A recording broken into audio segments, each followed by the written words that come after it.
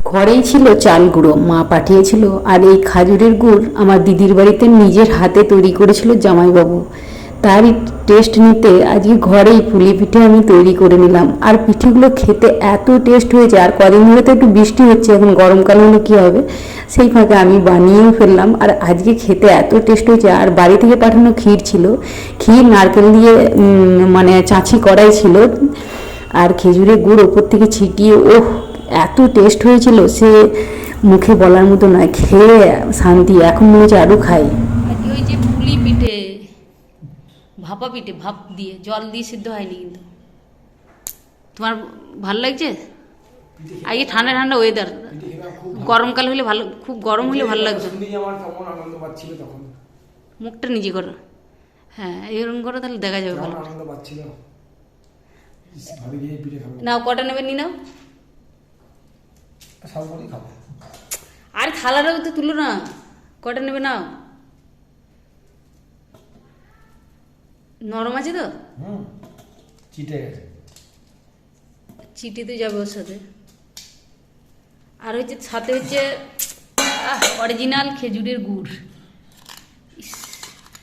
এই যাবো, এটাকে গলাইতে হবে, বসে গেছে, ফ্রিজে রাখলেই বসে যায়। বাড়ির তৈরি খেজুরের গুড়, একদম বাড়ির তৈরি। ইস পুড়ে যাচ্ছে, চামচ দিয়ে তোলা যাবে না, বসে গেছে।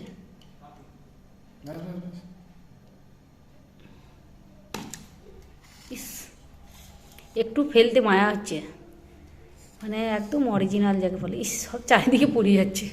খেয়ে বলো কেমন, পিঠিটা কেমন হয়েছে? তোমার হাতে জিনিস আমার বলতে হয়, পিঠিটা আমি কিন্তু প্রত্যেকটা খাবার বড় সত্যি। তোমাদের জেনারেশনে আর কেউ জানি না, কিন্তু তুমি এত ভালো সুন্দর বানাতে পারো, এটা আমার ভালো। তোমাকে অত কথা বলতে হবে না, ঠিক আছে? তাহলে কালকে তরকারিটা খারাপ হয়েছিল বলে খেলে না? হ্যাঁ খেলাম তো, মিথ্যা কথা বলছো। আজকে পটল আলুর তরকারিটা ভালো হয়নি সেটা বলছিলে। কই বললাম ভালো হয়নি? পিঠিটা ভালো হয়েছে। ছোটবেলা এসব পেটে আমি কিছু চাইতাম না, নরম নরম হয়েছে। তুমি ছোটবেলা বলে ফিরিয়ে দাও। কে পিঠিগুলো ছোটবেলায় খেতিস? একটু খেতে ভিডিওতে কেমন দেখাতে হয়, একটু খেতে হয়, করতে হয় সুন্দর, তবে তো কাস্টমার এই দর্শকরা বেশি আকর্ষিত হয়। খাওয়ার ভিডিওগুলো দেখো না, যে খায় আর মুখে করে।